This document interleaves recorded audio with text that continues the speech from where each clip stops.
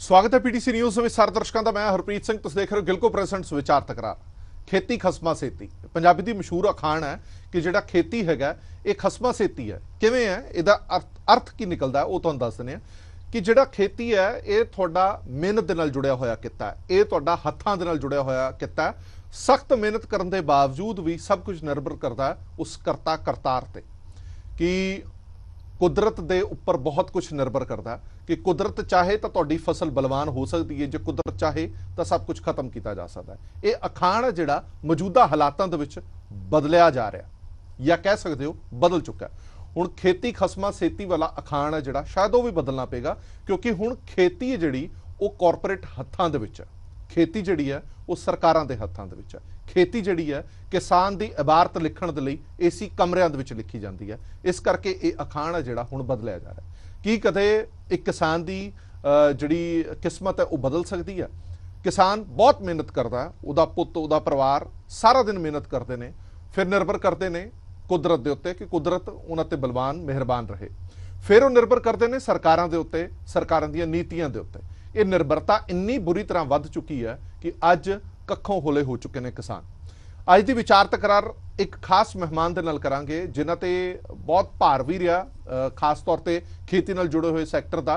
और वार वार जिहड़ा एलीगेशन लाया जाता है कि जिहड़े एसी कमरिਆਂ 'ਚ बैठ के खेती ਦੀਆਂ नीतियां घड़ते हैं, किसानां ਦੀਆਂ नीतियां घड़ते हैं, उन्हां नूं असल हकीकत पता है, ग्राउंड रियलिटी पता है कि किसान की हुंदी है। तुसीं कमरिਆਂ ਦੇ ਵਿੱਚ बैठ के लिख दिंदे हो कि इन्ने एकड़ ਦੇ ਵਿੱਚ इन्ने रकबे ਦੇ ਵਿੱਚ इन्नी रे स्प्रे पा के इन्नी उपज बन जाती है तो तुसीं इन्नी उपज ही खरीदोगे, इस तो बाद खरीदोगे नहीं। ये भी एक विवाद चल रहा है, नवा विवाद भी सुन लो। खबर ये आ रही है कि केंद्र सरकार निश्चित कर रही है कि प्रति एकड़ एक एवरेज मिथली जाएगी। फर्ज कर लो कि 2 एकड़ रकबे दे विच किसी किसान ने झोना लाया, 2 एकड़ रकबे दे विच किन्नी क जिणस होएगी उहदी वो मिथली जाएगी। उस तो बाद एक दाना भी नहीं खरीदा जाएगा। मतलब सीधा सीधा ये निकलता है कि वो सारा कुछ केंद्र सरकार गिणती मिणती के तहत ये दस रही है कि असी सिर्फ तुहाडी कणक इन्नी खरीदनी है, तुहाडा झोना इन्ना खरीदना है, इस तो बाद असी नहीं खरीदना। वो प्राइवेट सैक्टर खरीदे, वो सूबा सरकार खरीदे, वो सिरदर्दी उन्हां दी है। इसे ते ही विचार चर्चा लैके आए हैं। बहुत सारे मुद्दे ने खेती नूं लैके, उस ते चर्चा करांगे। साडे नाल खास मेहमान ने, वैसे तो इन्हां दा सीवी बहुत वड्डा है, जे मैं पढ़न लग जाता मैं लगता कि पूरी विचार तकरार है सीवी ते ही खत्म हो जाएगी। अमरदीप सिंह चीमा साहब, member general body Indian council of agriculture research. Cheema साहब बहुत बहुत धन्यवाद साडे नाल गलबात करन लई ते तुहाडा बहुत बहुत स्वागत है। धन्यवाद जी, बहुत बहुत तुहाडा। चीमा साहब बारे थोड़ी जी जानकारी तुहानूं दे दईए कि चीमा साहब मैंबर जी भी ने Indian council of agriculture research. मैं इस करके ये तुहानूं कहा कि एसी कमरिਆਂ 'ਚ बैठ के ना ये अपने अफसरां दे नाल अपने कलीग्स दे नाल गल्लां बातां करके जो नीतियां घड़ते हैं वो ग्राउंड ते आके दम तोड़ दिंदियां ने। जिन्हां तो इसे करके सवाल चुकांगे। इस तो इलावा member board of management Punjab agriculture university भी ने, director Punjab agro food grains corporation, one of the few largest grain handlers in public sector responsible of farming. ये कुछ इन्हां दे डेजिग्नेशन जिहड़े ने मोटे तौर पर किसानी दे नाल खेती दे नाल जुड़े हुए हैं। इस तो इलावा यूथ लिए भी इन्होंने बहुत काम किया। बहुत बहुत स्वागत है एक बार फिर तो चीमा साहब। चीमा साहब मेरा पहला तो सीधा सवाल, ਤੁਹਾਡੇ ਵਰਗੇ ਸਿਆਣੇ ਬੰਦੇ ਜਿਹੜੀਆਂ ਇਬਾਰਤਾਂ ਘੜਦੇ ਨੇ, ਜਿਹੜੀਆਂ ਨੀਤੀਆਂ ਬਣਾਉਂਦੇ ਨੇ, ਉਹ ਗਰਾਊਂਡ ਤੇ ਜਾ ਕੇ ਦਮ ਕਿਉਂ ਤੋੜ ਦਿੰਦੀਆਂ ਨੇ? मतलब कोई भी अफसर किसी भी कमरे ते बैठ के, बड़े विद्वान होंदे ने, मैं उन्हां ते कोई सवाल नहीं चुक रहा, तुसीं किवें कुदरती हालातां नूं अखों परोखे करके ये सारियां चीज़ां घड़ लैंदे हो कि फलाणे एकड़ दे विच फलाणे बीज पैणे ने, फलाणा रे स्प्रे पैणा ते इन्नी उपज हो जाएगी।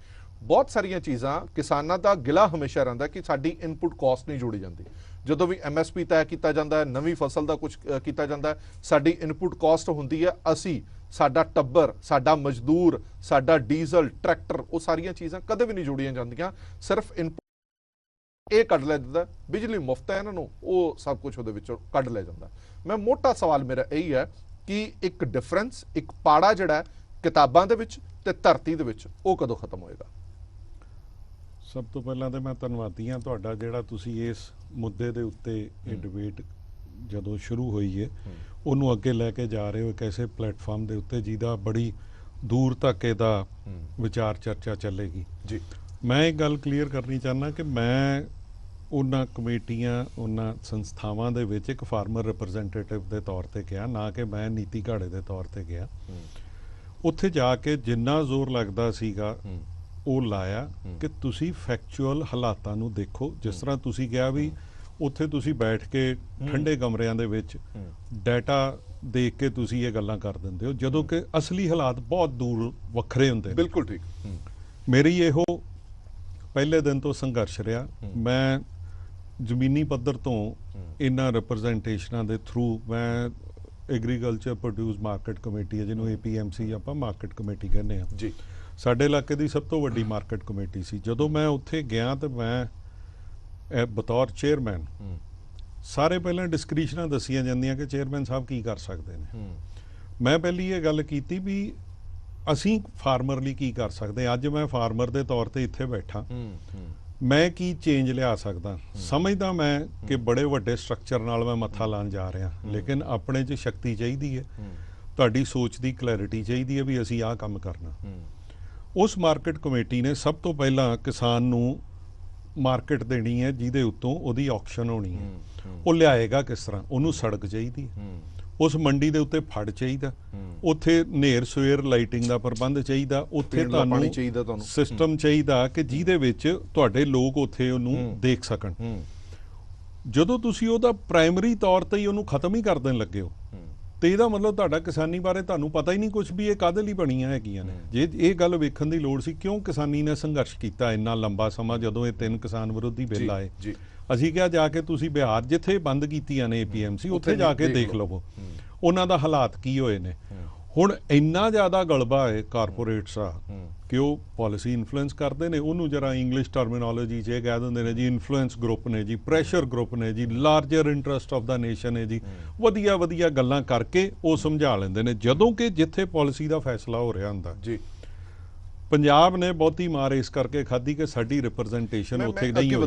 ਅੱਗੇ ਵਧਣ ਤੋਂ ਪਹਿਲਾਂ ਤੁਸੀਂ 3 ਖੇਤੀ ਕਾਨੂੰਨਾਂ ਦੀ ਗੱਲ ਕੀਤੀ ਹੈ, ਉਹਦੇ ਵਿੱਚ ਤੁਸੀਂ ਇਹ ਕਿਹਾ ਕਿ ਮੰਡੀ ਸਿਸਟਮ, ਕਿਉਂਕਿ ਪੰਜਾਬ ਤੇ ਹਰਿਆਣਾ ਦੇ ਵਿੱਚ ਜਿਹੜਾ ਮੰਡੀ ਸਿਸਟਮ ਹੈ ਉਹ ਇੱਕ ਐਗਜ਼ਾਮਪਲ ਹੈ ਪੂਰੇ ਹਿੰਦੁਸਤਾਨ ਦੇ ਲਈ ਕਿ ਇੱਥੇ ਮੰਡੀ ਸਿਸਟਮ ਬਹੁਤ ਵਧੀਆ ਹੈਗਾ ਕਿ ਕਿਸਾਨ ਜਿਹੜਾ ਉਹ ਮੰਡੀ ਦੇ ਵਿੱਚ ਆਪਣੀ ਜਿਣਸ ਲੈ ਕੇ ਆਉਂਦਾ ਹੈ, ਵਧੀਆ ਤਰੀਕੇ ਨਾਲ ਖਰੀਦੀ ਜਾਂਦੀ ਹੈ, ਸੰਭਾਲ ਹੋ ਜਾਂਦੀ ਹੈ, ਮੰਡੀ ਫੀਸ ਲੱਗਦੀ ਹੈ, ਉਸ ਤੋਂ ਬਾਅਦ ਬਹੁਤ ਸਾਰੇ ਵਿਕਾਸ ਦੇ ਕੰਮ ਨੇ ਜਿਹੜੇ ਉਸ ਮੰਡੀ ਫੀਸ ਦੇ ਨਾਲ ਜੁੜੇ ਹੁੰਦੇ ਨੇ।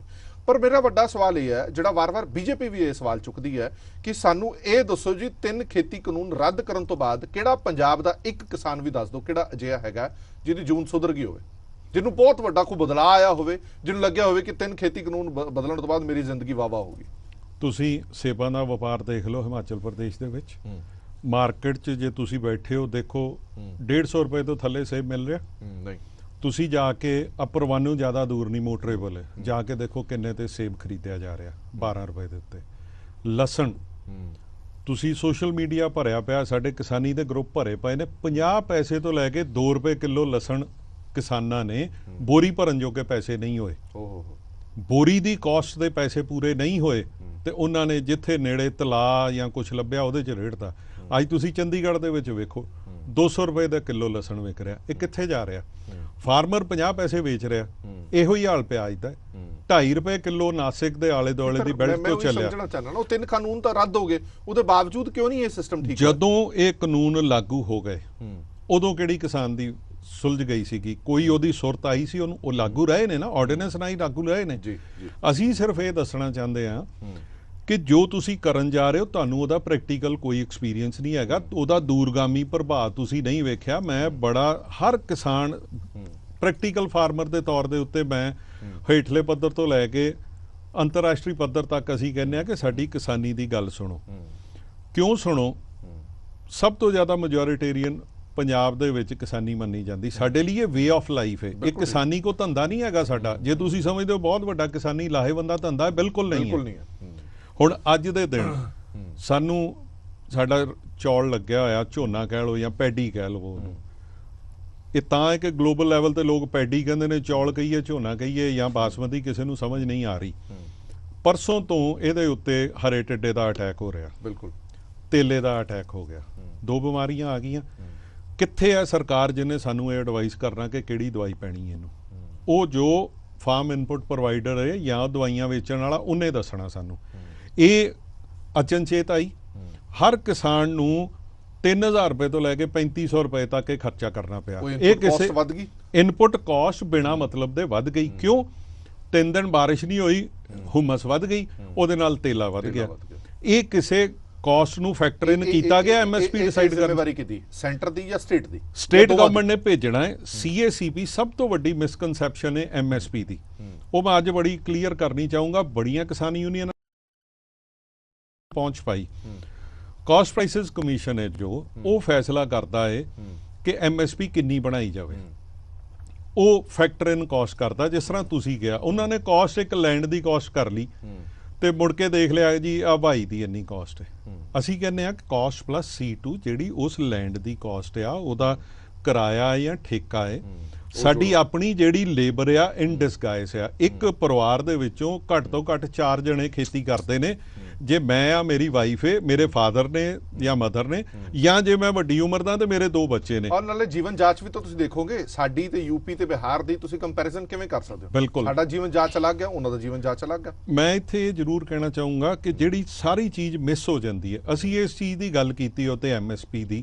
ਸੀਏਸੀਪੀ ਨੇ ਸਾਡੇ ਕੋਲੋਂ ਸੁਣ ਲਿਆ ਕਿ ਜੀ ਸਾਨੂੰ ਇਹ ਲੋੜ ਹੈ ਸਭ ਤੋਂ ਵੱਡੀ ਹੈਰਾਨੀ ਦੀ ਗੱਲ ਹੁੰਦੀ ਅਸੀਂ ਉਨੀ ਜ਼ੋਰਦਾਰ ਢੰਗ ਦੇ ਨਾਲ ਸੀਏਸੀਪੀ ਵਿੱਚ ਆਪਣਾ ਮੁੱਦਾ ਹੀ ਨਹੀਂ ਉਠਾ ਸਕਦੇ ਹਾਲੇ ਕਿ ਉਹ ਐਡਵਾਈਜ਼ਰੀ ਬਾਡੀ ਹੈ ਉਹਨੇ ਅੱਗੋਂ ਭਾਰਤ ਸਰਕਾਰ ਨੂੰ cabinet committee on economic affair ਨੂੰ ਕਹਿਣਾ ਵੀ ਜੀ ਇੰਨੀ ਲੋੜ ਆ ਤੇ ਇਹਦੇ ਲਈ ਇੰਨੀ ਵਧਾਈ ਜਾਵੇ ਹੁਣ ਉਹਦੇ ਵਿੱਚ ਸਭ ਤੋਂ ਵੱਡੀ ਗਲਤੀ ਜਿਹੜੀ ਹੈ ਇਤਿਹਾਸਕ ਗਲਤੀ ਹੈ ਤੇ ਪਿਛਲੇ 5-6 ਦਹਾਕਿਆਂ ਤੋਂ ਗਲਤੀ ਚੱਲਦੀ ਆ ਰਹੀ ਹੈ ਉਹ ਇਹ ਹੈ ਕਿ ਜਿਹੜੀ ਕਮੇਟੀ ਨੇ ਡਿਸਾਈਡ ਕਰਨਾ ਉਹ ਤੇ ਪ੍ਰੋਡਿਊਸਰ ਹੈਗੇ ਹੀ ਨਹੀਂ ਗੇ ਉਹਨਾਂ ਨੂੰ ਪਤਾ ਹੀ ਨਹੀਂ ਉਹ ਉਹਨਾਂ ਸਟੇਟਾਂ 'ਚੋਂ ਰਿਪਰੈਜ਼ੈਂਟੇਟਿਵ ਆ ਰਹੇ ਨੇ ਜਿਨ੍ਹਾਂ ਨੇ ਸਾਡਾ ਝੋਨਾ ਤੇ ਕਣਕ ਖਾਣੀ ਹੈ ਉਹਨਾਂ ਕੰਜ਼ਿਊਮ ਕਰਨੀ ਹੈ ਉਹ ਕਿਉਂ ਮਹਿੰਗੇ ਭਾਅ ਤੇ ਖਰੀਦਣਗੇ ਦੂਸਰੀ ਗੱਲ ਸਾਡਾ ਨੁਮਾਇੰਦਾ ਹੀ ਨਹੀਂ ਉੱਥੇ ਜੇ ਕਿਤੇ ਖੁਦਾ ਨਾ ਖਾਸਤਾ ਸਾਡੇ ਮਿਨਿਸਟਰ ਆ ਗਏ ਨੇ ਪਹਿਲੀ ਗੱਲ ਅਸੀਂ ਭੱਜ ਕੇ ਖੇਤੀਬਾੜੀ ਮਹਿਕਮਾ ਲੈਣਾ ਜੀ ਪੰਜਾਬ ਨੇ ਖੇਤੀਬਾੜੀ ਦਾ ਕੀ ਮਤਲਬ ਹੈ ਕਿ ਅਸੀਂ ਹੋਰ ਪ੍ਰੋਡਕਸ਼ਨ ਵਧਾਣੀ ਹੈ ਅਸੀਂ ਕਦੇ ਗੱਲ ਕੀਤੀ ਕਿ ਅਸੀਂ ਇਹਦਾ ਮੁੱਲ ਵੱਧ ਲੈਣਾ ਕਦੇ ਅਸੀਂ ਕੰਜ਼ਿਊਮਰ ਅਫੇਅਰ ਦੀ ਗੱਲ ਕੀਤੀ ਕਦੇ ਅਸੀਂ ਫੂਡ ਦਾ ਮਹਿਕਮਾ ਲੜ ਕੇ ਲਿਆ ਸਾਡੇ ਪੰਜਾਬ ਦੇ ਮਿਨਿਸਟਰ ਰਹੇ ਨੇ ਐਗਰੀਕਲਚਰ ਦੇ ਰਹੇ ਨੇ ਇਹਦਾ ਵੱਲੋਂ ਪੰਜਾਬ ਇੱਕ ਗ੍ਰੇਨ ਫੈਕਟਰੀ ਹੈ ਪ੍ਰੋਡਿਊਸ ਕਰੀ ਜਾਓ ਇਹ 2 ਚੀਜ਼ਾਂ ਜਦੋਂ ਤੱਕ ਨਹੀਂ ਸੁਧਰਨਗੀਆਂ ਐਮਐਸਪੀ ਦਾ ਜਿੰਨਾ ਮਰਜ਼ੀ ਰੌਲਾ ਪੈ ਜਾਵੇ ਤੁਹਾਨੂੰ ਬਿਲਕੁਲ ਮੁੱਲ ਨਹੀਂ ਮਿਲਣਾ ਮੈਂ ਚੀਮਾ ਸਾਹਿਬ ਇੱਕ ਗੱਲ ਤੁਹਾਡੇ ਨਾਲ ਜ਼ਰੂਰ ਸ਼ੇਅਰ ਕਰਨਾ ਚਾਹੁੰਦਾ ਮੈਂ ਕਿਉਂਕਿ ਇਸ ਮੁੱਦੇ ਤੇ ਕਾਫੀ ਲਗਾਤਾਰ ਡਿਬੇਟਸ ਵੀ ਕਰਦਾ ਰਿਹਾ ਤੁਹਾਨੂੰ ਯਾਦ ਹੋਏਗਾ ਕਿ ਕੁਝ ਸੈਂਟਰ ਦੇ ਮਿਨਿਸਟਰਾਂ ਨੇ ਕੁਝ ਟਿੱਪਣੀਆਂ ਵੀ ਕੀਤੀਆਂ ਸੀਗੀਆਂ ਕਿ ਜੇ ਖੇਤੀ ਨੂੰ ਬਚਾਉਣਾ ਜਾਂ ਮੁਲਕ ਨੂੰ ਬਚਾਉਣਾ ਤਾਂ ਸਾਨੂੰ ਐਮਐਸਪੀ ਬੰਦ ਕਰਨੀ ਪਏਗੀ ਕਿਉਂਕਿ ਜਿਸ ਭਾਅ ਦੇ ਉੱਤੇ ਅਸੀਂ ਇਹ ਸਭ ਕੁਝ ਖਰੀਦ ਰਹੇ ਹਾਂ ਜਿਸ ਭਾਅ ਦੇ ਉੱਤੇ ਕਣਕ ਖਰੀਦ ਰਹੇ ਹਾਂ ਜਿਸ ਭਾਅ ਤੇ ਝੋਨਾ ਖਰੀਦ ਰਹੇ ਹਾਂ ਸੈਂਟਰ ਗਵਰਨਮੈਂਟ ਕਹਿੰਦੀ ਕਿ ਸਾਨੂੰ ਬਹੁਤ ਮਹਿੰਗਾ ਪੈ ਰਿਹਾ ਇਸ ਤੋਂ ਸਸਤਾ ਅਸੀਂ ਬਾਹਰਲੇ ਮੁਲਕ ਤੋਂ ਲਿਆ ਸਕਦੇ ਹਾਂ ਇਸ ਤੋਂ ਸਸਤਾ ਬਾਕੀ ਸੂਬਿਆਂ ਤੋਂ ਲਿਆ ਸਕਦੇ ਹਾਂ ਪੰਜਾਬ ਤੇ ਹਰਿਆਣਾ ਦੇ ਵਿੱਚ ਅਸੀਂ ਬਹੁਤ ਵੱਡੇ ਮਹਿੰਗੇ ਭਾਅ ਤੇ ਖਰੀਦਦੇ ਨਿਤਿਨ ਗਡਕਰੀ ਹੋਰਾਂ ਦਾ ਵੀ ਇਹ ਬਿਆਨ ਆਇਆ ਸੀ ਮੈਂ ਖੁਦ ਇਕੱਲੇ ਬੈਠ ਕੇ ਉਹਨਾਂ ਦੀ ਇੰਟਰਵਿਊ ਕੀਤੀ ਸੀ ਤਾਂ ਉਹਨਾਂ ਨੇ ਕਿਹਾ ਕਿ ਤੁਸੀਂ ਮੰਨੋ ਜਾਂ ਨਾ ਮੰਨੋ ਇਹ ਕੌੜਾ ਸੱਚ ਹੈ ਇਹ ਕੌੜਾ ਸੱਚ ਤੁਹਾਨੂੰ ਪਛਾਣਾ ਹੀ ਪਏਗਾ ਕਿ ਆਉਣ ਵਾਲੇ ਸਮੇਂ ਦੇ ਵਿੱਚ ਸਾਨੂੰ ਐਮਐਸਪੀ ਬੰਦ ਕਰਨੀ ਪੈਣੀ ਹੈ ਨਹੀਂ ਤਾਂ ਮੁਲਕ ਨਹੀਂ ਬਚੇਗਾ ਸਰਕਾਰ ਕਾਹਦੇ ਲਈ ਹੁੰਦੀ ਹੈ ਸਾਡਾ ਕੰਟਰੀ ਹੈ ਵੈਲਫੇਅਰ ਸਟੇਟ ਅਸੀਂ ਪੰਜਾਬ 'ਚ ਜੋ ਪੈਦਾ ਕਰ ਰਹੇ ਹਾਂ ਉਹ ਮਿਨੀਮਮ 1000 ਕਿਲੋਮੀਟਰ ਬਾਅਦ ਜਾ ਕੇ ਪਬਲਿਕ ਡਿਸਟ੍ਰੀਬਿਊਸ਼ਨ ਸਿਸਟਮ ਲਈ ਕੰਜ਼ਿਊਮ ਹੋਣਾ ਸ਼ੁਰੂ ਹੁੰਦਾ ਹੈ ਜੀ ਅੱਜ ਸਾਨੂੰ ਇਹ ਤਰਕ ਦੇ ਦਿੱਤਾ ਜਾਵੇ ਕਿ ਜੀ ਏਬੀ ਗ੍ਰੇਨ ਜੀ ਜਾਂ ਅਮਰੀਕਨ ਵੀਟ ਬੋਰਡ ਜਾਂ ਸਾਰੇ ਨੇ ਉਹ ਸਾਨੂੰ ਡਿਲੀਵਰਡ ਮਾਲ ਸਾਡੇ ਐਮਐਸਪੀ ਤੋਂ ਥੱਲੇ ਦੇ ਰਹੇ ਨੇ ਉਹ ਇਸ ਕਰਕੇ ਅਸੀਂ ਤੁਹਾਨੂੰ ਐਮਐਸਪੀ ਨਹੀਂ ਦੇ ਸਕਦੇ ਅਸੀਂ ਤੁਹਾਡਾ ਪ੍ਰੋਕਿਉਰ ਹੀ ਨਹੀਂ ਕਰ ਸਕਦੇ ਇਸ ਤੋਂ ਵੱਡੀ ਗੱਲ ਇੱਕ ਹੋਰ ਆਣੀ ਹੈ ਇਹ ਜੋ ਭਾਸ਼ਾ ਹੈ ਇਹ ਕਾਰਪੋਰੇਟ ਦੀ ਭਾਸ਼ਾ ਹੈ ਇਹ ਸਰਕਾਰ ਦੇ ਨੁਮਾਇੰਦਿਆਂ ਦੇ ਥਰੂ ਬੁਲਾਈ ਜਾ ਰਹੀ ਹੈ ਇਹ ਦੇਸ਼ ਲਈ ਬੜੀ ਘਾਤਕ ਹੈ ਮਤਲਬ ਤੁਹਾਨੂੰ ਲੱਗਦਾ ਕਿ ਐਮਐਸਪੀ ਬੰਦ ਕਰਕੇ ਪ੍ਰਾਈਵੇਟ ਸੈਕਟਰ ਨੂੰ ਵੇਚ ਕੇ ਪ੍ਰਾਈਵੇਟ ਸੈਕਟਰ ਤੋਂ ਖਰੀਦਣਾ ਚਾਹੁੰਦੇ ਨੇ ਤੁਹਾਨੂੰ ਹੁਣੇ 2 ਮਿੰਟ 'ਚ ਹੀ ਪਤਾ ਲੱਗ ਜਾਏਗਾ ਉਹਨਾਂ ਕੰਟਰੀਆਂ ਦੇ ਵਿੱਚ ਐਕਸੈਸ ਜਦੋਂ ਹੋ ਜਾਂਦੀ ਹੈ ਫਿਰ ਉਹਨੂੰ ਡਰੇਨ ਕਿੱਥੇ ਕਰਨਾ ਹੁਣ ਉੱਥੋਂ ਨੂੰ ਐਕੂਏਟ ਕਰਨ ਲਈ ਸ਼ਿਪ ਭਰੇ ਖੜੇ ਨੇ ਹਾਈ ਸੀਜ਼ ਦੇ ਵਿੱਚ ਉਹ ਤੁਹਾਨੂੰ ਇੱਥੇ ਡਿਲੀਵਰ ਕਰ ਦੇਣਗੇ ਜਿਹੜਾ ਉੱਥੇ ਵੇਸਟ ਆ ਤੇ ਉਹ ਤੁਹਾਨੂੰ ਇਸ ਵੇਲੇ ਹਰ ਵੇਲੇ ਸਸਤਾ ਹੋਏਗਾ ਇਹ ਗੱਲਾਂ ਉਦੋਂ ਕਿਉਂ ਨਾ ਕੀਤੀਆਂ ਜਦੋਂ 1960-65 ਦੀ ਗੱਲ ਸੀ ਜਦੋਂ ਪੰਜਾਬ ਲਈ ਭੁੱਖਮਰੀ ਬਣੀ ਸੀ ਅਸੀਂ ਲੋਕ ਕੈਂਪ ਲੱਗਦੇ ਹੁੰਦੇ ਸੀ ਵਿਦੇਸ਼ਾਂ ਦੇ ਵਿੱਚ ਕਿ ਇੰਡੀਆ ਦੇ ਵਿੱਚ ਲੋਕਾਂ ਨੂੰ ਭੁੱਖਮਰੀ ਦਾ ਸ਼ਿਕਾਰ ਨੇ ਉਸ ਫੈਮਿਲੀ ਲਈ ਤੁਸੀਂ ਦਾਨ ਜਿੰਨਾ ਕਰ ਸਕਦੇ ਹੋ ਕਰੋ ਉਦੋਂ ਨਾ ਕਿਸੇ ਨੇ ਸੋਚਿਆ ਉਦੋਂ ਵੀ ਤਾਂ ਸਸਤਾ ਮਿਲਦਾ ਸੀਗਾ ਉਹਦੀ ਪ੍ਰੋਬਲਮ ਦੂਸਰੀ ਇਹ ਹੈਗੀ ਹੈ ਕਿ ਸਰਕਾਰ ਇੱਕ ਵੈਲਫੇਅਰ ਸਟੇਟ ਹੈ ਉਹ ਐਸਾ ਲੌਜਿਕ ਨਹੀਂ ਦੇ ਸਕਦੀ ਕਿ ਅਸੀਂ ਆਹ ਗੱਲ ਕਰਨੀ ਹੈ ਜੇ ਲੌਜਿਕ ਦੇ ਨਾਲ ਹੀ ਗੱਲ ਕਰਨੀ ਹੈ ਤੇ ਇੱਧਰ ਵੀ ਆ ਜਾਣ ਐਤਕੀ FCI ਨੇ ਕਿੰਨੇ % ਖਰੀਦੀ ਹੈ ਕਣਕ ਉਹਦਾ ਇੱਕ ਇਹਦੇ ਪਿੱਛੇ ਇੱਕ ਏਜੰਡਾ ਹੈ ਪਬਲਿਕ ਘੱਟ ਖਰੀਦੀ ਹੈ ਆਲਮੋਸਟ 40% ਘਟ ਆਈ ਹੈ ਜਿਹੜੀ ਪ੍ਰਾਈਵੇਟ ਪਾਰਟੀਆਂ ਵੀ ਲੈ ਗਈਆਂ। ਪਬਲਿਕ ਡਿਸਟ੍ਰੀਬਿਊਸ਼ਨ ਸਿਸਟਮ ਕਿਸ ਤਰ੍ਹਾਂ ਤੁਸੀਂ ਸਸਟੇਨ ਕਰੋਗੇ? ਜਾਂ ਤੁਸੀਂ ਹੌਲੀ ਹੌਲੀ ਪੀਡੀਐਸ ਵੀ ਹਟਾ ਦੇਣਾ, ਜਿੱਦਾਂ ਪਿੱਛੇ ਹਰਿਆਣੇ ਵਾਲਿਆਂ ਨੇ ਸਰੋਂ ਦਾ ਤੇਲ ਗਿਆ ਸੀ ਮਹਿੰਗਾ ਹੋ ਗਿਆ। ਲੇਮਨ ਦੀ ਭਾਸ਼ਾ 'ਚ ਸਮਝਾ ਦਈਏ ਜੋ ਚੀਮਾ ਸਾਹਿਬ ਕਹਿਣਾ ਚਾਹੁੰਦੇ ਨੇ ਕਿ ਜਿਹੜਾ ਆਟਾ ਦਾਲ ਮੁਫਤ ਦਿੱਤਾ ਜਾਂਦਾ ਹੈ ਜਾਂ ਰਾਸ਼ਨ ਕਾਰਡ ਤੇ ਦਿੱਤਾ ਜਾਂਦਾ ਹੈ, ਇਹ ਉਹੀ ਕਣਕ ਜਾਂ ਇਹ ਸਰੋਂ ਦਾ ਤੇਲ, ਦਾਲਾਂ ਨੇ ਜਿਹੜੀਆਂ ਖਰੀਦ ਕੇ ਉੱਥੇ ਵੰਡੀਆਂ ਜਾਂਦੀਆਂ ਨੇ। ਜੇ ਤੁਸੀਂ ਖਰੀਦ ਹੀ ਘੱਟ ਕਰੋਗੇ ਤੁਸੀਂ ਵੰਡੋਗੇ ਕਿਵੇਂ? ਮੈਂ ਠੀਕ ਕਹਿ ਰਿਹਾ? ਇੱਕ ਚੀਜ਼ ਇਹ ਹੈ। ਦੂਸਰੀ ਚੀਜ਼ ਇਹ ਹੈ ਕਿ ਕਾਰਪੋਰੇਟ ਰਾਹੀਂ ਉੱਥੇ ਤੁਸੀਂ ਪਬਲਿਕ ਡਿਸਟ੍ਰੀਬਿਊਸ਼ਨ 'ਚ ਖਾਣਾ ਪੀਣਾ ਤੁਸੀਂ ਬੰਦ ਕਰ ਦਿੱਤਾ, ਉਹਨਾਂ ਨੂੰ ਕੈਸ਼ ਦੇ ਦਿਓ। ਜਿਸ ਤਰ੍ਹਾਂ ਕਿ ਪਿਛਲੀ ਵਾਰੀ ਹਰਿਆਣੇ ਨੇ ਕਿਹਾ ਕਿ ਸਰੋਂ ਦਾ ਤੇਲ ਬੜਾ ਮਹਿੰਗਾ ਹੋ ਗਿਆ, ਤੁਸੀਂ 110 ਰੁਪਏ ਲੈ ਲਓ, ਕਿਉਂਕਿ ਉਹ ਵੀ ਇੱਕ ਕਾਰਪੋਰੇਟ ਘਰਾਣੇ ਨੇ ਸਾਰੀ ਸਰੋਂ ਖਰੀਦ ਲਈ। ਹੁਣ 100 ਰੁਪਇਆ ਉਹਨਾਂ ਨੂੰ ਮਿਲਣਾ ਸ਼ੁਰੂ ਹੋ ਗਿਆ। ਤੇ ਫੂਡ ਗ੍ਰੇਨ ਕਿੱਥੇ ਹੈ? ਉਹ ਕਾਰਪੋਰੇਟ ਦੇ ਗਡਾਊਨ ਦੇ ਵਿੱਚ ਲੱਗਿਆ ਹੋਇਆ, ਉਹ ਆਪਣੀ ਮਰਜ਼ੀ ਤੇ। ਤੁਸੀਂ ਆਪ ਦੇਖਿਆ ਛੋਟੇ ਛੋਟੇ ਕਿੱਥੇ ਕਿਲੋ ਦੀ ਪੈਕਿੰਗ ਹੁੰਦੀ ਸੀ, ਹੁਣ ਪਾਈਆ ਦੀ ਪੈਕਿੰਗ ਆ ਗਈ, 250 ml ਦੇ ਵਿੱਚ ਪੈਕ ਆ ਗਿਆ। ਇਹ ਉਸ ਰਾਹ ਵਾਲੇ ਸਾਡਾ ਕੰਟਰੀ ਕੈਪੀਟਲਿਸਟ ਕੰਮਾਂ ਲਈ ਨਹੀਂ ਬਣਿਆ। ਐਡੀ ਵੱਡੀ ਪਾਪੂਲੇਸ਼ਨ ਹੈ, ਉਹਨੂੰ ਨਹੀਂ ਡੀਲ ਕਰ ਸਕਦੇ। ਇੱਕ ਮੇਰਾ ਸਵਾਲ ਹੋਰ ਹੈ ਇਹਦੇ ਵਿੱਚ ਹੀ, ਇਹਦੇ ਨਾਲ ਹੀ ਜੁੜਦਾ ਹੋਇਆ ਸਵਾਲ ਹੈ। ਜਦੋਂ ਵੀ ਬਾਜ਼ਾਰ ਦੇ ਵਿੱਚ ਕੰਪੀਟੀਸ਼ਨ ਆ ਜਾਂਦਾ, ਕੰਪੀਟੀਸ਼ਨ ਦੇ ਵਿੱਚ ਦੋ ਚੀਜ਼ਾਂ ਹੁੰਦੀਆਂ ਨੇ ਕਿ ਜਿਹੜਾ ਵੇਚਣ ਵਾਲਾ ਹੁੰਦਾ ਉਹਨੂੰ ਉਹਦੇ ਕੋਲ ਵੀ ਆਪਸ਼ਨ ਨੇ, ਜਿਹੜਾ ਖਰੀਦਣ ਵਾਲਾ ਹੁੰਦਾ ਉਹਦੇ ਕੋਲ ਵੀ ਆਪਸ਼ਨ ਨੇ। ਹਲੇ ਸਾਡੇ ਕਿਸਾਨਾਂ ਦੇ ਕੋਲ ਸਿਰਫ ਤੇ ਸਿਰਫ ਇੱਕੋ ਆਪਸ਼ਨ ਹੈਗਾ, MSP ਤੇ ਸਰਕਾਰ ਨੂੰ ਜਿੰਸ ਵੇਚਣੀ। ਜੋ ਸਰਕਾਰ ਦਾ ਲੌਜਿਕ ਹੈ ਕਿ ਜਦੋਂ ਅਸੀਂ ਪ੍ਰਾਈਵੇਟ ਸੈਕਟਰ ਦੇ ਬੰਦੇ ਇੱਥੇ ਲੈ ਕੇ ਆਵਾਂਗੇ ਤਾਂ ਕੰਪੀਟੀਸ਼ਨ ਹੋਏਗਾ। ਹੋ ਸਕਦਾ ਕਿ MSP ਤੋਂ ਵੱਧ ਵੀ ਤੁਹਾਨੂੰ ਕਹਿਣ ਕਿ ਅਸੀਂ ਦਿੰਨੇ ਆ ਜੀ ਤੁਹਾਨੂੰ 2000 ਰੁਪਈਆ, ਤੁਸੀਂ ਸਾਨੂੰ ਵੇਚੋ। ਇੱਥੇ ਤੁਹਾਨੂੰ ਨਹੀਂ ਲੱਗਦਾ ਕਿ ਹਰ ਚੀਜ਼ ਦੇ ਵਿੱਚ ਤਾਂ ਕੰਪੀਟੀਸ਼ਨ ਹੈਗਾ, ਹਰ ਚੀਜ਼ ਦੇ ਵਿੱਚ ਤੁਹਾਡੇ ਕੋਲ ਖਰੀਦਦਾਰ ਤਾਂ ਹੈਗੇ ਨੇ, ਪਰ ਤੁਸੀਂ ਖੇਤੀ ਦੇ ਵਿੱਚ ਨਹੀਂ ਚਾਹੁੰਦੇ ਕਿ ਪ੍ਰਾਈਵੇਟ ਸੈਕਟਰ ਆਵੇ? ਕਿਉਂ? ਪਹਿਲਾਂ ਕਿਸਾਨੀ ਨੂੰ ਤਿਆਰ ਕਰੋ ਕੰਪੀਟੀਸ਼ਨ ਲਈ। ਪਹਿਲੀ ਗੱਲ ਦਾ ਇੱਕ ਮੁੱਕਦਾ ਲੌਜਿਕ ਹੈ, ਕਿਸੇ ਕਿਸਾਨ ਨੂੰ ਪੁੱਛਿਓ ਕਦੇ ਕੋਈ ਕਿਸਾਨ ਮੰਡੀ 'ਚ ਫਸਲ ਵੇਚਣ ਗਿਆ? ਪੰਜਾਬੀ ਤਰਜ਼ੇ ਗੁਫ਼ਤਗੂ ਆ, ਮੈਂ ਮੰਡੀ ਫਸਲ ਸੁੱਟਣ ਚੱਲਿਆ। ਕੋਈ ਕੰਪੀਟੀਸ਼ਨ ਦੇ ਵਿੱਚ ਬੰਦਾ ਸੁੱਟਣ ਜਾਂਦਾ ਚੀਜ਼? ਕਿਸੇ ਨੂੰ ਪੁੱਛ ਲਿਓ, ਮੈਂ ਕਣਕ ਸੁੱਟ ਆਇਆ। ਦੈਟ ਮੀਨਸ ਉਹ ਰੈਮੋ ਕਰਮ ਤੇ ਨੇ ਸਰਕਾਰ ਦੇ। ਜੇ MSP ਤੇ ਖਰੀਦ ਲਏ ਤੇ ਵਾਹ ਭਲੀ, ਜੇ MSP ਤੇ ਨਾ ਖਰੀਦੇ। MSP ਇੱਕ ਸਿਰਫ ਕਹਿਣ ਦੀ ਗੱਲ ਹੈ, ਉਹਨੂੰ ਇਨਸ਼ੋਰ ਵੀ ਕਰਨਾ। MSP ਤੇ ਬਿਹਾਰ 'ਚ ਵੀ ਹੈਗੀ, MSP UP 'ਚ ਵੀ ਹੈਗੀ ਹੈ। ਇਨਸ਼ੋਰ ਕੌਣ ਕਰਦਾ? MSP ਤਾਂ ਮੂੰਗੀ ਦੀ ਵੀ ਸੀ, ਮੂੰਗੀ ਦੀ ਵੀ ਸੀ। ਪੰਜਾਬ ਦੇ ਵਿੱਚ 1800 ਤੋਂ ਵੱਧ ਆਰਗੇਨਾਈਜ਼ਡ ਮੰਡੀ ਹੈ। ਤੁਸੀਂ ਉੱਥੇ ਜਾਂਦੇ ਹੋ, ਸਰਕਾਰ ਉੱਥੋਂ ਖਰੀਦ ਲੈਂਦੀ ਹੈ ਵੀਟ, ਪੈਡੀ ਖਰੀਦਦੀ ਹੈ ਉੱਥੋਂ, ਸਾਰੇ ਕੰਟਰੀ 'ਚ ਜਾਂਦਾ ਹੈ। ਜੇ ਤੁਸੀਂ ਪਬਲਿਕ ਡਿਸਟ੍ਰੀਬਿਊਸ਼ਨ ਸਿਸਟਮ ਖਤਮ ਕਰਨ ਦਾ ਮਨ ਬਣਾ ਲਿਆ, ਉਹਨਾਂ ਨੂੰ ਕੈਸ਼ ਟ੍ਰਾਂਸਫਰ ਕਰ ਦੇਣਾ ਤਾਂ ਕਿ ਕਾਰਪੋਰੇਟ ਘਰਾਣਿਆਂ ਕੋਲ ਜਿਹੜੇ ਮਰਜ਼ੀ ਪ੍ਰਾਈਸ ਤੇ ਖਰੀਦੋ, ਤੇ ਫਿਰ ਇਹਦਾ ਕੋਈ ਹੱਲ ਨਹੀਂ ਹੈਗਾ।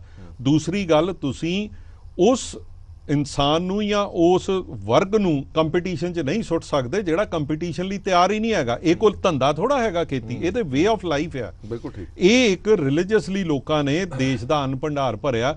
ਹੁਣ ਜਦੋਂ ਲੰਗਰ ਲੱਗਦੇ ਨੇ, ਲੰਗਰ ਕੋਈ ਕਮਰਸ਼ੀਅਲ ਐਕਟੀਵਿਟੀ ਵੇਖ ਕੇ ਲੱਗਦੇ ਨੇ, ਇੱਕ ਰਿਲੀਜੀਅਸ ਫੀਲਿੰਗ ਆ ਲੋਕਾਂ ਦੀ, ਇਹ ਕਿਸਾਨੀ ਇੱਕ ਸਾਡੀ ਫੀਲਿੰਗ ਆ, ਅਸੀਂ ਵੇ ਆਫ ਲਾਈਫ ਆ, ਉਸ ਹਿਸਾਬ ਨਾਲ ਚੱਲ ਰਹੇ ਹਾਂ। ਕੀ ਵੇ ਆਫ ਲਾਈਫ ਬਦਲਣਾ ਨਹੀਂ ਚਾਹੀਦਾ? ਮੈਂ ਇਸ ਲਈ ਕਹਿ ਰਿਹਾ ਨਾ ਕਿ ਬੜੇ ਸਾਰੇ ਜਿਹੜੇ ਲੀਡਰ ਨੇ ਜਾਂ ਜਿਹੜੇ ਮਾਹਰ ਨੇ ਉਹ ਕਹਿੰਦੇ ਨੇ ਕਿ ਅਸੀਂ ਜਦੋਂ ਤੱਕ ਕਣਕ ਝੋਨੇ ਦੇ ਫਸਲੀ ਚੱਕਰ ਚੋਂ ਬਾਹਰ ਨਹੀਂ ਨਿਕਲਾਂਗੇ ਤਦ ਤੱਕ ਸਾਡੀ ਜੂਨ ਨਹੀਂ ਸੁਧਰਨ ਵਾਲੀ।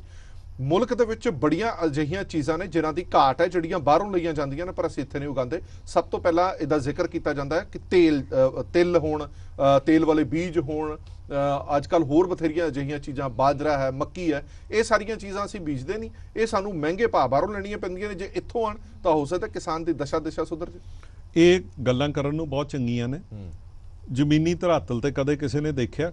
ਐਗਜ਼ਾਮਪਲ ਹੈ ਤੁਹਾਡੇ ਕੋਲ? ਬਿਲਕੁਲ ਐਗਜ਼ਾਮਪਲਾਂ ਨੇ ਸਾਹਮਣੇ। ਅਸੀਂ ਪਾਮੋਲੀਨ ਆਇਲ ਇੰਪੋਰਟ ਕਰ ਰਹੇ ਹਾਂ, ਸੂਰਜਮੁਖੀ ਇੱਥੇ ਸਭ ਤੋਂ ਜ਼ਿਆਦਾ ਬਣਦਾ ਸੀਗਾ। ਮੈਂ ਤੁਹਾਨੂੰ ਆਪਣੀ ਐਗਜ਼ਾਮਪਲ ਦਿੰਦਾ ਮੂੰਗੀ ਦੀ। ਸਾਨੂੰ ਕਿਹਾ ਗਿਆ ਕਿ MSP ਇਹਦਾ, ਸਾਰਿਆਂ ਨੂੰ ਪਤਾ MSP ਮਿਲ ਰਿਹਾ।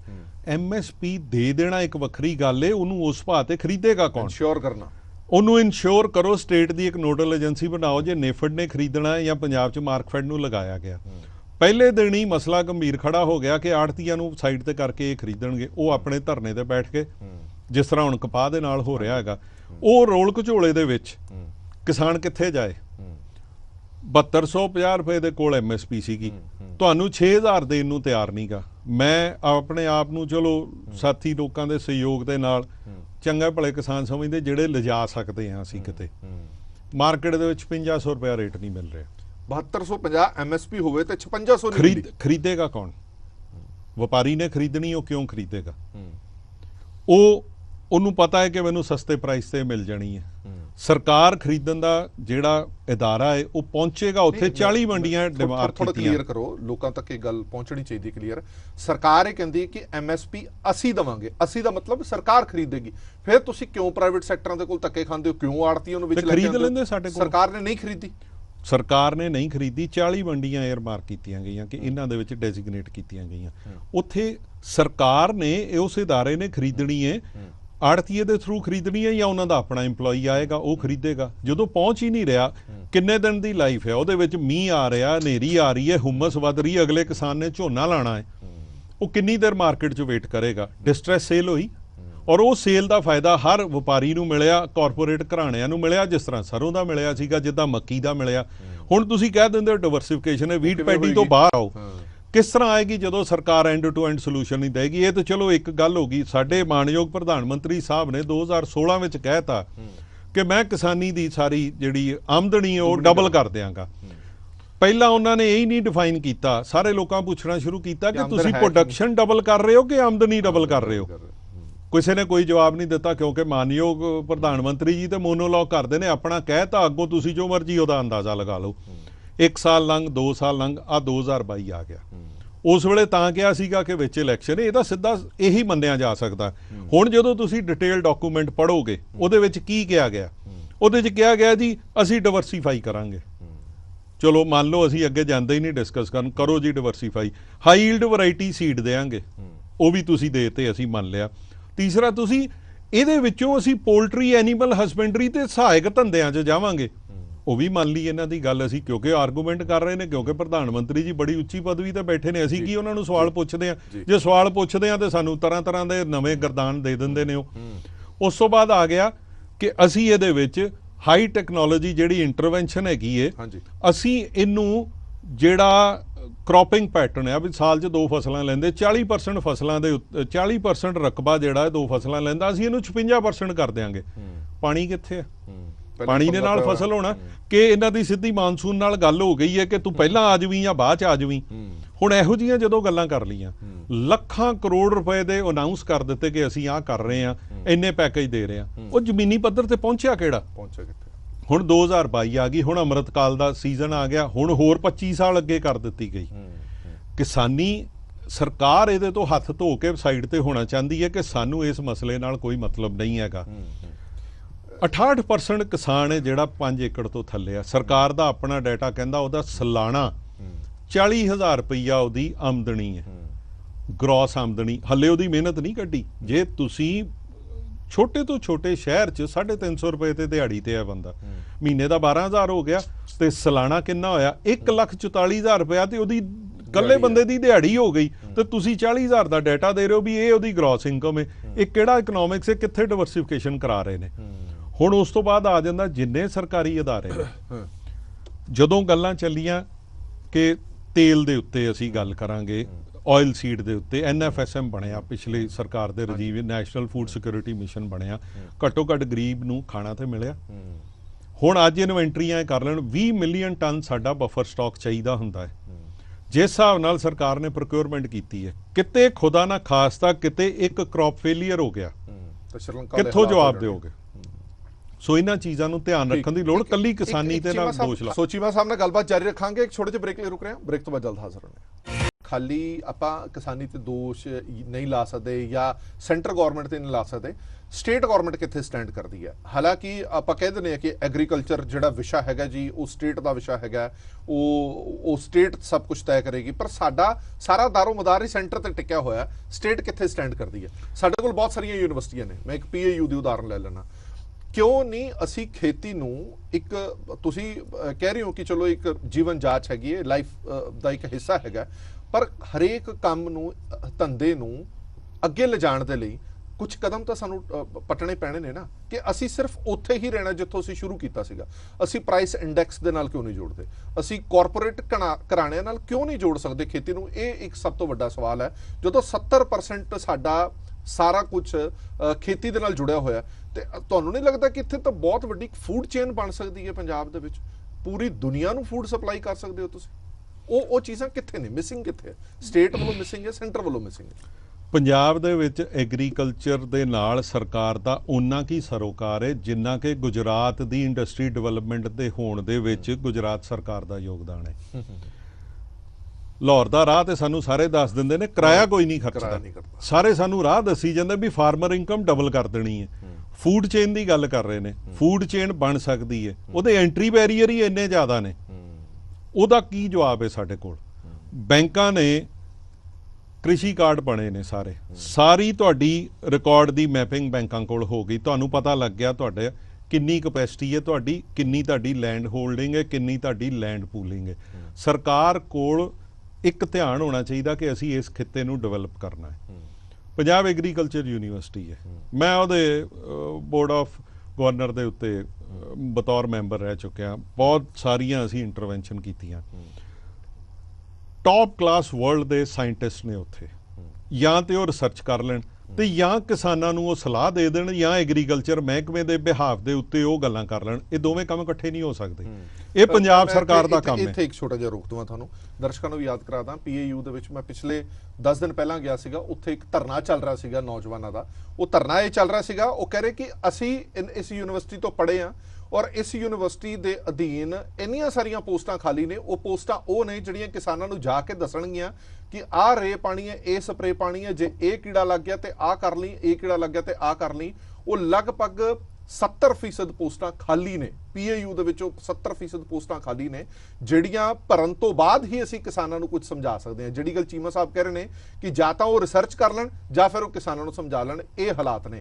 ਇਸ ਤੋਂ ਵੀ ਮੰਦਭਾਗੀ ਗੱਲ ਇਹ ਹੈ ਕਿ PAU ਨੂੰ 1 ਸਾਲ ਤੱਕ ਤਾਂ VC ਨਹੀਂ ਮਿਲ ਪਾਇਆ। ਸ਼ੁਕਰ ਹੈ ਹੁਣ VC ਮਿਲ ਗਿਆ, 1 ਸਾਲ ਤੱਕ ਤਾਂ VC ਨਹੀਂ ਮਿਲ ਪਾਇਆ। ਇੱਥੋਂ ਚੀਮਾ ਸਾਹਿਬ ਆਪਾਂ ਗੰਭੀਰਤਾ ਸਟੇਟ ਗਵਰਨਮੈਂਟ ਦੀ ਜਿਹੜੀ ਵੀ ਰਹੀ ਹੋਵੇ, ਹੁਣ ਦੀ ਸਰਕਾਰ ਜਾਂ ਪਿਛਲੀ ਸਰਕਾਰ, ਉੱਥੋਂ ਅਸੀਂ ਅੰਦਾਜ਼ਾ ਲਾ ਸਕਦੇ ਹਾਂ ਕਿ ਖੇਤੀ ਨੂੰ ਜਾਂ ਕਿਸਾਨੀ ਨੂੰ ਲੈ ਕੇ ਕਿੰਨੇ ਕੁ ਗੰਭੀਰ ਨੇ ਸਾਡੀਆਂ ਸਰਕਾਰਾਂ। ਬਿਲਕੁਲ ਤੁਸੀਂ ਅੰਦਾਜ਼ਾ ਲਗਾ ਸਕਦੇ ਹੋ। ਮੈਂ ਇਸੇ ਗੱਲ ਤੇ ਆਉਣ ਲੱਗਾ ਸੀਗਾ ਕਿ ਕਿੰਨੀਆਂ ਪੋਸਟਾਂ ਖਾਲੀ ਨੇ, PAU ਦੀਆਂ ਰਿਸਰਚ ਵਰਕ ਕਿੰਨਾ ਤੁਹਾਡਾ ਸਫਰ ਕਰ ਰਿਹਾ।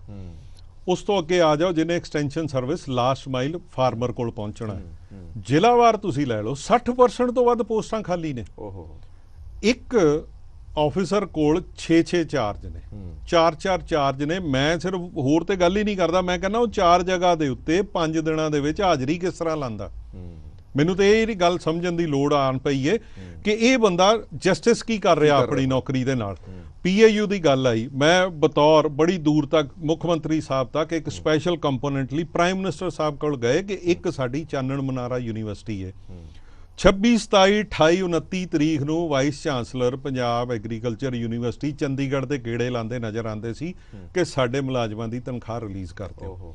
ਇਹ ਸਾਡੀ ਕਮਿਟਮੈਂਟ ਆ ਟੂਵਰਡਸ ਐਗਰੀਕਲਚਰ। ਹੁਣ 1.25 ਸਾਲ ਰਹੇ, ਨਵੇਂ ਮਿਲ ਗਏ, ਬਹੁਤ ਸ਼ਾਨਦਾਰ ਆਦਮੀ ਨੇ, ਪਹਿਲੇ ਵੀ ਸਾਇੰਟਿਸਟ ਸੀਗੇ, ਉਹਨਾਂ ਦੇ ਉੱਤੇ ਕੋਈ ਕਿੰਤੂ ਪਰੰਤੂ ਨਹੀਂ ਹੋ ਸਕਦਾ ਕਿਉਂਕਿ ਉਹ ਪੜ੍ਹਾਈ ਲਿਖਾਈ ਵਾਲੇ ਰਿਸਰਚਰ ਹੈਗੇ ਨੇ, ਉਹ ਐਡਮਿਨਿਸਟ੍ਰੇਟਿਵ ਜੌਬ ਕਰਨ ਵਾਲੇ ਨਹੀਂ ਹੈਗੇ। ਉਹਨਾਂ ਦੇ ਲਈ ਅਸੀਂ ਲੋਕਲ ਜਿਹੜਾ ਐਗਰੀਕਲਚਰ ਡਿਪਾਰਟਮੈਂਟ ਬਣਾਇਆ, ਉਹਨਾਂ ਕੋਲ ਤੇ ਆਪਣੀ ਜਗ੍ਹਾ ਦੀ ਇਨਵੈਂਟਰੀ ਕਰਨ ਲਈ ਉਹਨਾਂ ਕੋਲ ਮੈਨੇਜਮੈਂਟ ਨਹੀਂ ਹੈਗੀ, ਉਹਨਾਂ ਕੋਲ ਆਪਣੇ EMPLOYE ਨਹੀਂ ਹੈਗੇ।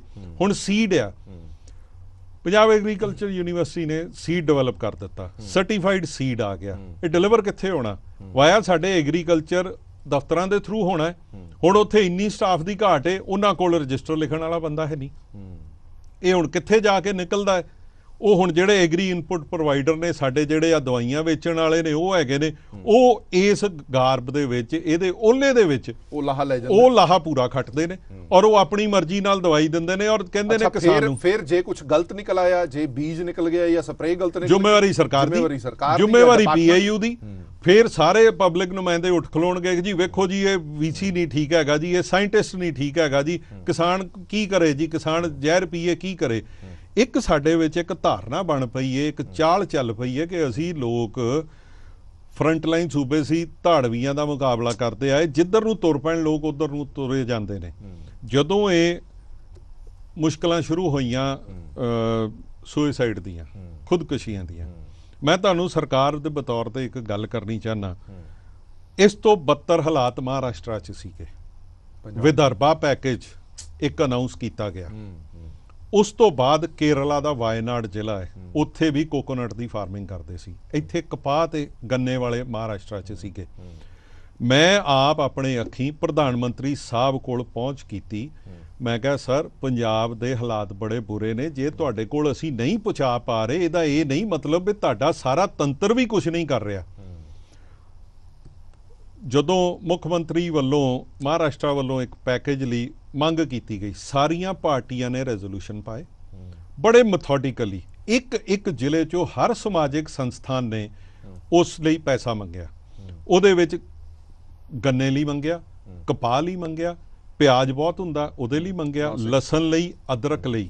ਇਹ ਤੇ ਹੋ ਗਈਆਂ ਗੱਲਾਂ ਕਿ ਇਹ ਸਾਡੀ ਫਸਲ ਦਾ ਨੁਕਸਾਨ ਹੋਇਆ।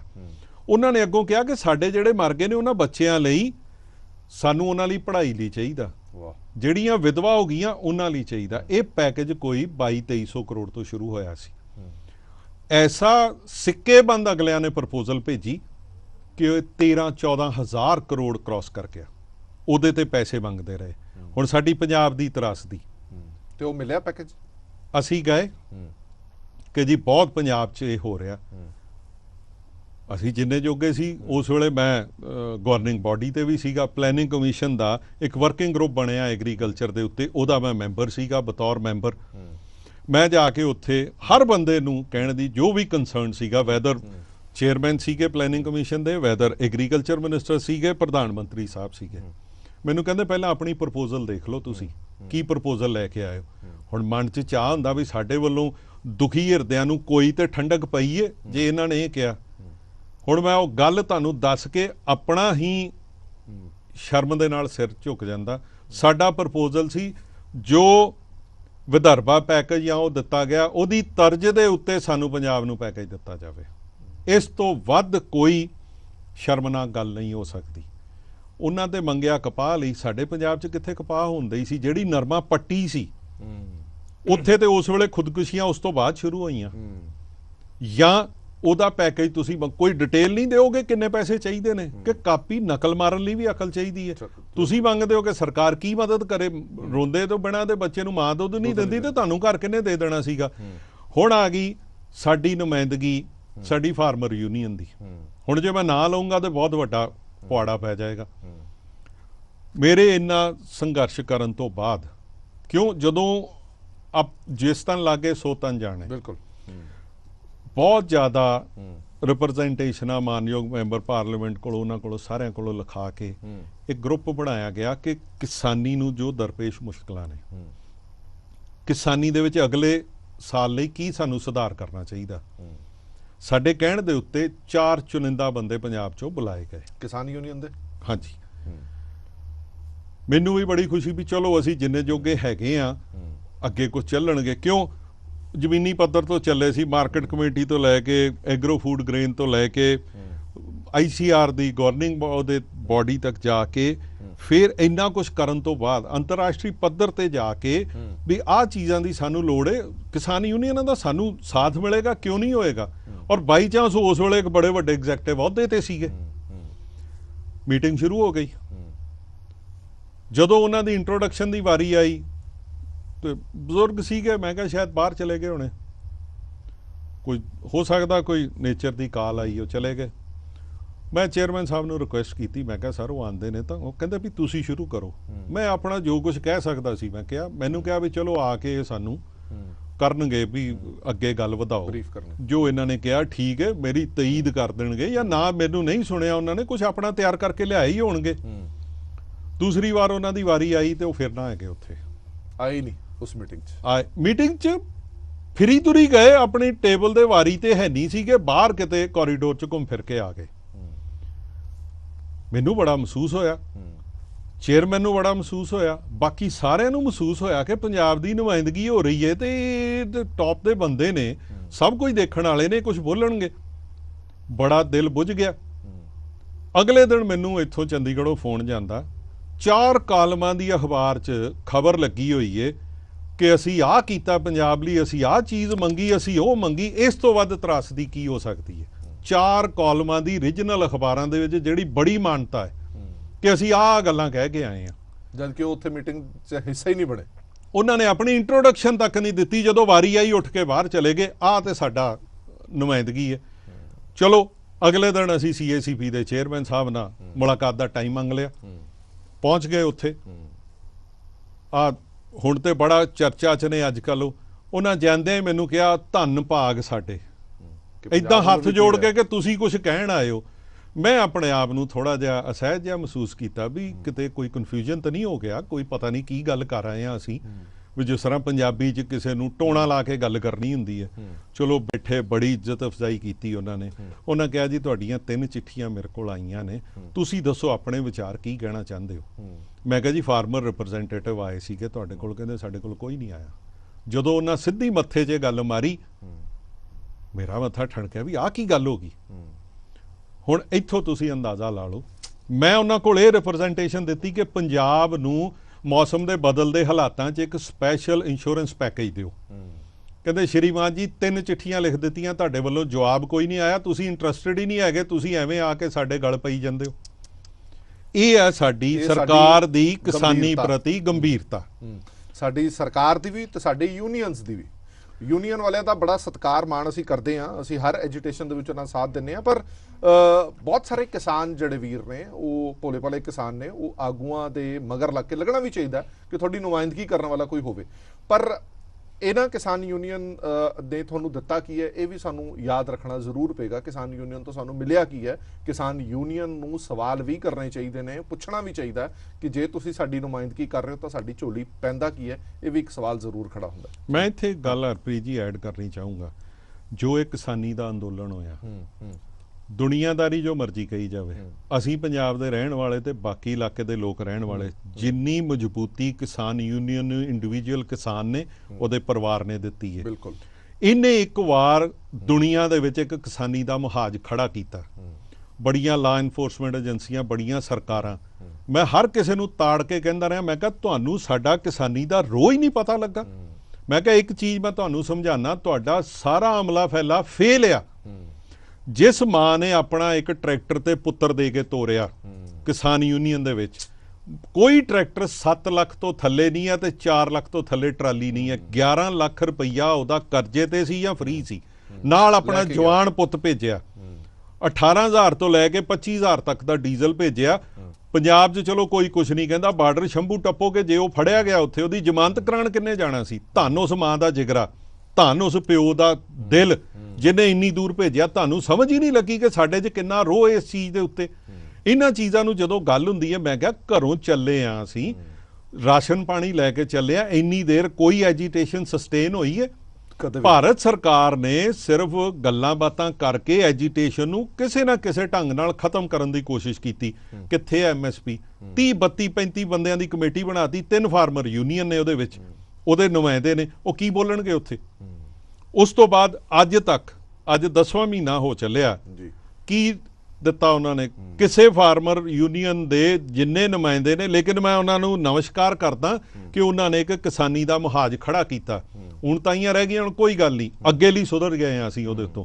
ਕੁਛ ਇਲੈਕਸ਼ਨਾਂ ਕਰਕੇ ਮਸਲੇ ਗੰਭੀਰ ਹੋ ਗਏ, ਲੇਕਿਨ ਮੁੜ ਵਾਪਸ ਪੈੜਾਂ ਤੇ ਆ ਗਏ ਆ।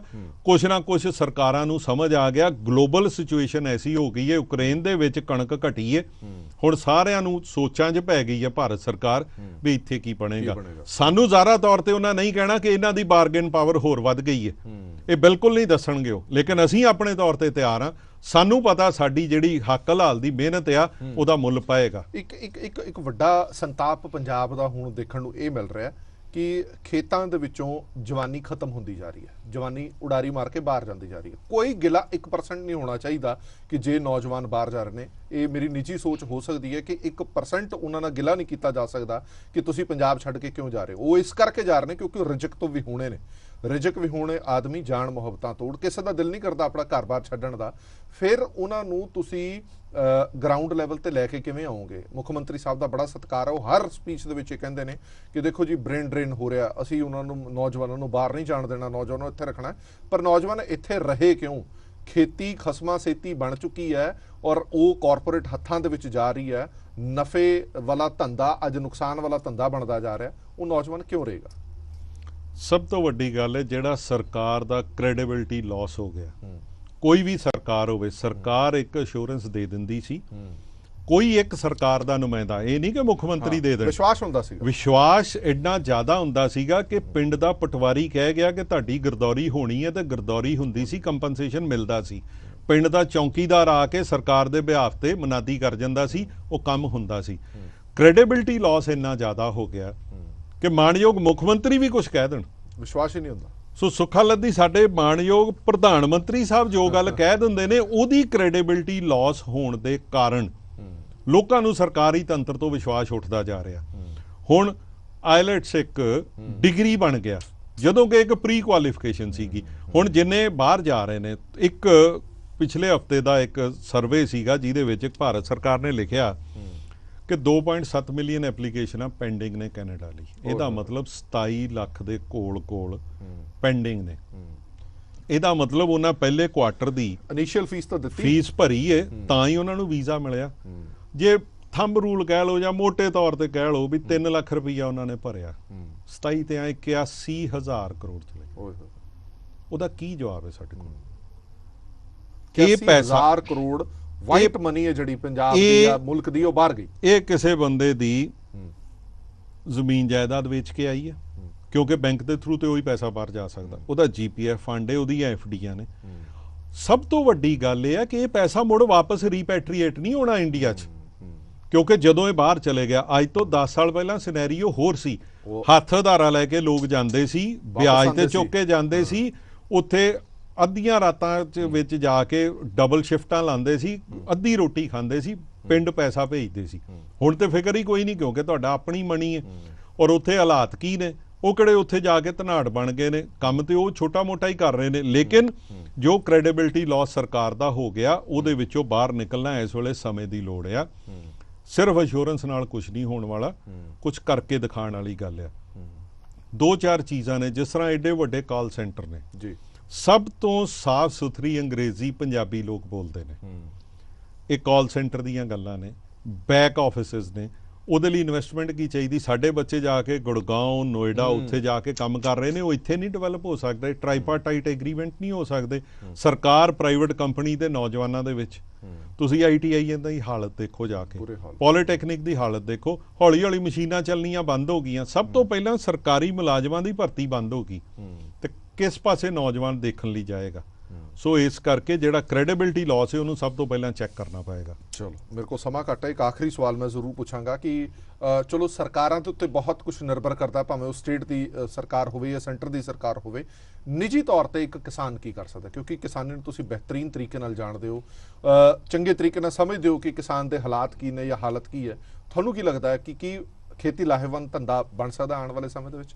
ਜਿਹੜਾ ਨੌਜਵਾਨ ਇਹ ਸੋਚ ਰਿਹਾ ਕਿ ਮੈਂ ਬਾਹਰ ਜਾਵਾਂ ਜਾਂ ਖੇਤੀ ਕਰਾਂ, ਉਹ ਦੁਵਿਧਾ ਚੋਂ ਕਿਵੇਂ ਨਿਕਲੇਗਾ? ਇਸ ਵੇਲੇ ਕਿਸਾਨੀ ਇਹ ਆਪ ਹੁਣ ਆਪਣੇ ਧੜ ਤੇ ਆ ਪਈ ਹੈ, ਆਪਣੀ ਸਿਰ ਧਰ ਦੀ ਬਾਜੀ ਤੇ ਆ ਪਈ ਹੈ। ਪੈਸੇ ਜਿੰਨੇ ਮਹਿੰਗੇ ਹੋ ਚੁੱਕਿਆ ਸੀ ਪਰ ਏਕੜ, ਹੁਣ ਉਹਦੇ ਨਿਵਾਣ ਨਾਲ ਚੱਲ ਪਿਆ। ਜਿਹੜੇ ਲੋਕ ਬਾਹਰ ਜਾਣਾ ਚਾਹੁੰਦੇ ਸੀ, ਉਹਦੇ ਵਿੱਚੋਂ 80% ਬਾਹਰ ਜਾ ਚੁੱਕੇ ਨੇ। ਹੁਣ ਜਿਹੜਾ ਇੱਥੇ ਰਹਿ ਗਿਆ ਨੌਜਵਾਨ, ਉਹਨੂੰ ਇੱਥੇ ਹੀ ਆਪਣਾ ਰੋਜ਼ਗਾਰ ਲੱਭਣਾ ਪੈਣਾ। ਉਹਦੇ ਲਈ ਪ੍ਰਾਇਮਰੀ ਐਗਰੀ ਪ੍ਰੋਸੈਸਿੰਗ, ਜਿਸ ਤਰ੍ਹਾਂ ਆਪਾਂ ਕੱਚਾ ਮਾਲ ਦੇ ਰਹੇ ਹਾਂ, ਜੇ ਸਬਜ਼ੀ ਉਗਾ ਰਹੇ ਹਾਂ, ਕਾਰਪੋਰੇਟ ਤੋਂ ਸਹਾਇਤਾ ਲਓਗੇ ਤੇ ਉਹ ਹੋਰ ਹਿਸਾਬ ਨਾਲ ਚੱਲਣਗੇ। ਵੈਲਿਊ ਐਡੀਸ਼ਨ ਤੁਹਾਨੂੰ ਆਪਣੀ ਫਸਲ ਦਾ ਕਰਨਾ ਪਏਗਾ। ਇੱਕ ਪਿੱਛੇ ਜੇ ਇੱਕ ਐਗਜ਼ਾਮਪਲ ਸੀ, ਸਭ ਤੋਂ ਜ਼ਿਆਦਾ ਕਣਕ ਪੰਜਾਬ 'ਚ ਬਣਦੀ ਹੈ। ਕਿੰਨੀਆਂ ਬਿਸਕੁਟ ਦੀਆਂ ਫੈਕਟਰੀਆਂ ਸੀਗੀਆਂ, ਲੁਧਿਆਣੇ ਵਾਲੀਆਂ 2 ਛੱਡਦੀ ਹੈ, ਇਸ ਤੋਂ ਪਹਿਲਾਂ ਕਿੰਨੀਆਂ ਸੀ? ਇੱਥੋਂ ਪਹਿਲਾਂ ਬੈਂਗਲੌਰ ਤੱਕ ਜਾਂਦੀਆਂ, ਉਹਨਾਂ ਦੀ ਬ੍ਰਾਂਡ ਵੈਲਿਊ ਐਡ ਹੁੰਦੀ ਹੈ ਤੇ ਇੱਥੇ ਆਉਂਦੀ ਹੈ। ਉਹ ਚੀਜ਼ ਨੂੰ ਪ੍ਰੋਸੈਸਿੰਗ ਦੇ ਉੱਤੇ ਸਭ ਤੋਂ ਜ਼ਿਆਦਾ ਲੋੜ ਸੀ। ਉਹ ਸਰਕਾਰ ਇੱਕ ਆਰਗੇਨਾਈਜ਼ਡ ਢੰਗ ਦੇ ਨਾਲ ਕਰੇ, ਤੇ ਇੱਥੇ ਕਿਸਾਨੀ ਵਰਗਾ ਕੋਈ ਕੰਮ ਨਹੀਂ, ਕਿਉਂਕਿ ਤੁਸੀਂ 24 ਘੰਟੇ ਦੇ ਉੱਥੇ ਰਹਿਣ ਵਾਲੇ ਹੋ, ਤੁਹਾਡੀ ਉੱਥੋਂ ਇਨਕਮ ਨਿਕਲਣੀ, ਉੱਥੋਂ ਵੈਲਿਊ ਐਡੀਸ਼ਨ ਹੋ ਜਾਣੀ ਹੈ। ਸਰਕਾਰ ਸਿਰਫ ਇੱਕ ਮਾਰਕੀਟਿੰਗ ਦਾ ਪ੍ਰਬੰਧ ਕਰ ਲੇ। ਜੇ ਨਹੀਂ ਹੈਗਾ, ਸਰਕਾਰ ਨਹੀਂ ਕਰੇਗੀ, ਕਿਸਾਨੀ ਨੂੰ ਆਪਣੇ ਆਪ ਹੀ ਛੋਟੇ ਆਪਣੇ ਆਰਗੇਨਾਈਜ਼ ਗਰੁੱਪ ਬਣਾ ਕੇ ਇਹ ਕੰਮ ਕਰਨਾ ਪਏਗਾ। ਚਲੋ, ਬਹੁਤ ਬਹੁਤ ਧੰਨਵਾਦ ਚੀਮਾ ਸਾਹਿਬ ਸਾਡੇ ਨਾਲ ਗੱਲਬਾਤ ਕਰਨ ਦੇ ਲਈ। 45-46 ਮਿੰਟ ਸਾਨੂੰ ਪਤਾ ਹੀ ਨਹੀਂ ਲੱਗੇ, ਗੱਲਾਂ ਕਰਦੇ ਕਰਦੇ ਖਤਮ ਹੋ ਗਏ। ਕੋਈ ਨਹੀਂ, ਆਪਾਂ ਫਿਰ ਦੁਬਾਰਾ ਚਰਚਾ ਜ਼ਰੂਰ ਲੈ ਕੇ ਆਵਾਂਗੇ। ਬਹੁਤ ਸਾਰੇ ਮੁੱਦੇ ਸਾਡੇ ਰਹਿ ਵੀ ਗਏ ਨੇ। ਬਹੁਤ ਬਹੁਤ ਧੰਨਵਾਦ। ਸੋ ਇਹ ਸਨ ਅਮਰਦੀਪ ਸਿੰਘ ਚੀਮਾ, ਜਿਨ੍ਹਾਂ ਨੇ ਸਾਨੂੰ ਬਹੁਤ ਚੰਗੇ ਤਰੀਕੇ ਨਾਲ ਤੇ ਸੌਖੇ ਸ਼ਬਦਾਂ ਵਿੱਚ ਸਮਝਾਇਆ ਕਿ ਮੌਜੂਦਾ ਹਾਲਾਤ ਖੇਤੀ ਦੇ ਕੀ ਨੇ। ਇੱਕ ਛੋਟੀ ਜਿਹੀ ਮੈਂ ਇੱਕ ਜਾਣਕਾਰੀ ਆਪਣੇ ਦਰਸ਼ਕਾਂ ਨਾਲ ਵੀ ਸਾਂਝੀ ਕਰਨਾ ਚਾਹੁੰਦਾ। ਮੈਂ ਥੋੜਾ ਜਿਹਾ ਇਤਿਹਾਸ ਪੜ੍ਹ ਰਿਹਾ ਸੀ, ਪੜ੍ਹਨ ਦਾ ਥੋੜਾ ਸ਼ੌਂਕ ਹੈ। ਪ੍ਰਾਈਸ ਇੰਡੈਕਸ ਦੀ ਗੱਲ ਕਰ ਰਹੇ ਹਾਂ ਕਿ ਕੋਈ ਵੀ ਜਿਹੜੀ ਕੀਮਤ ਹੁੰਦੀ ਹੈ, ਜਦੋਂ ਸੂਚਕ ਅੰਕ ਨਾਲ ਜੋੜ ਦਿੱਤੀ ਜਾਂਦੀ ਹੈ, ਜਿਵੇਂ ਜਿਵੇਂ ਮਹਿੰਗਾਈ ਵਧੇਗੀ ਉਵੇਂ ਉਵੇਂ ਤੁਹਾਡਾ ਰੇਟ ਵਧੇਗਾ। ਅੱਜ ਤੋਂ ਤਕਰੀਬਨ 40 ਸਾਲ ਪਹਿਲਾਂ ਦਾ ਮੈਂ ਉਹ ਅੰਕੜਾ ਪੜ੍ਹ ਰਿਹਾ ਸੀਗਾ ਕਿ ਉਹਦੇ ਵਿੱਚ ਇਹ ਆ ਰਿਹਾ ਸੀਗਾ ਕਿ ਅਸੀਂ ਕਿਲੋ ਕਣਕ ਵੇਚ ਕੇ ਕਿਲੋ ਲੀਟਰ ਡੀਜ਼ਲ ਜਾਂ ਪੈਟਰੋਲ ਸਾਨੂੰ ਮਿਲ ਜਾਂਦਾ ਸੀਗਾ। ਇੰਨੀ ਕੁ ਸਾਡੀ ਚਲਦੀ ਸੀ। ਉਦੋਂ ਸਰਕਾਰੀ ਮੁਲਾਜ਼ਮ ਦੀ ਤਨਖਾਹ ਜਿਹੜੀ ਹੈ ਜਾਂ ਸਰਕਾਰੀ ਪਿਊਨ ਦੀ ਜਿਹੜੀ ਤਨਖਾਹ ਹੈਗੀ ਹੈ ਉਹ ਵੀ ਇੱਕ ਕਿਸਾਨ ਦੇ ਨਾਲੋਂ ਜਿਹੜੀ ਆ ਉਹ ਘੱਟ ਮੰਨੀ ਜਾਂਦੀ ਸੀ ਕਿ ਕਿਸਾਨ ਦੀ ਹਾਲਤ ਇੰਨੀ ਬਿਹਤਰ ਸੀਗੀ। ਹੁਣ ਤੁਸੀਂ ਇਹ ਹਿਸਾਬ ਲਾਓ ਕਿ ਅੱਜ ਉਹਨੂੰ ਕਿੰਨੇ ਕਿਲੋ ਕਣਕ ਵੇਚਣ ਤੋਂ ਬਾਅਦ 1 ਲੀਟਰ ਡੀਜ਼ਲ ਜਾਂ ਪੈਟਰੋਲ ਮਿਲੇਗਾ, ਜਦ ਕਿ ਪਹਿਲਾਂ 1 ਕਿਲੋ ਕਣਕ ਜਾਂ ਝੋਨਾ ਵੇਚਣ ਤੋਂ ਬਾਅਦ ਉਹ 1 ਲੀਟਰ ਤੇਲ ਪਵਾ ਕੇ ਵੀ ਪੈਸੇ ਬਚਾ ਲੈਂਦਾ ਸੀ। ਇਸੇ ਕਰਕੇ ਡਿਮਾਂਡ ਕੀਤੀ ਜਾ ਰਹੀ ਹੈ ਕਿ ਸਾਡਾ ਪ੍ਰਾਈਸ ਇੰਡੈਕਸ ਦੇ ਨਾਲ ਜੋੜ ਦਿਓ, ਜਿਵੇਂ ਜਿਵੇਂ ਮਹਿੰਗਾਈ ਵਧੇ ਉਵੇਂ ਸਾਡੀ ਕੀਮਤਾਂ ਵੀ ਵਧਣ। ਇੰਨਾ ਵੱਡਾ ਪਾੜਾ ਪੈ ਚੁੱਕਾ, ਉਹ ਪਾੜਾ ਕਿਵੇਂ ਫਿਲ ਹੋਏਗਾ? ਜਿਹੜੀ ਚੀਜ਼ ਕਿਲੋ ਖਰੀਦ ਕੇ ਲੀਟਰ ਮਿਲ ਜਾਂਦੀ ਸੀ, ਅੱਜ 10 ਕਿਲੋ ਵੇਚ ਕੇ ਵੀ ਲੀਟਰ ਨਹੀਂ ਮਿਲਦੀ। ਇਹ ਤਾਂ ਤੁਸੀਂ ਸਹਿਜੇ ਅੰਦਾਜ਼ਾ ਲਾਓਗੇ ਕਿ ਫਰਕ ਤੇ ਪਾੜਾ ਕਿੱਡਾ ਵੱਡਾ। ਦੇਸ਼ ਤੇ ਬਾਕੀ ਖਬਰਾਂ ਲਈ ਬਣੇ ਰਹੋ PTC ਨਿਊਜ਼ ਦੇ ਨਾਲ। ਧੰਨਵਾਦ।